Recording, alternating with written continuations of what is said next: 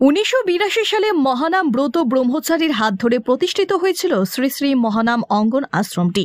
আজ তার 43তম প্রতিষ্ঠা দিবস। এই দিনটিকে সামনে রেখে শনিবার 14তম স্বেচ্ছায় রক্তদান শিবিরের আয়োজন করেন আশ্রম কর্তৃপক্ষ। রক্তদান শিবিরের উদ্বোধন করেন মুখ্যমন্ত্রী ডক্টর মানিক সাহা। তাছাড়া উপস্থিত ছিলেন মন্ত্রী সুশান্ত চৌধুরী, সংস্থার সম্পাদক সুদীপ কুমার রায় সহ অন্যান্যরা।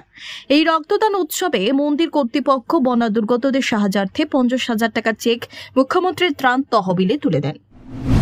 এখানে ত্রিপুরার মানুষ একটা অদ্ভুত, যখন সমস্যা যখন হয় সমাধানের জন্য মানুষ হাত বাড়িয়ে দেয়।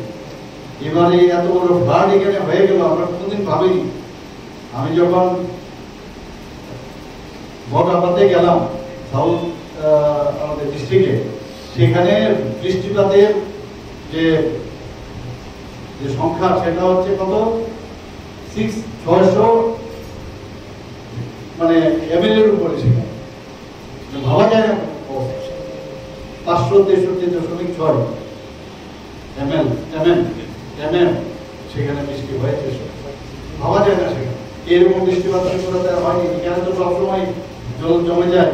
আমরা তো পাম্পের ব্যবস্থা করেছি, কিন্তু এবার পাম্পও সেটাকে সামাল দিতে পারে। আমার বাড়িতেও জল উঠেছে, কিন্তু 3 দিনের মধ্যে এত বৃষ্টি এখানে কোনদিন আমরা কখনো দেখি। তো মানুষ কিন্তু হাত বাড়িয়ে দিয়েছে। আপনারা যেমন আজকে এখানে 50,000 টাকা মুখ্যমন্ত্রীর ত্রাণ তহবিলে আপনারা দিয়েছেন, সেটা কিন্তু মানুষের কাছে।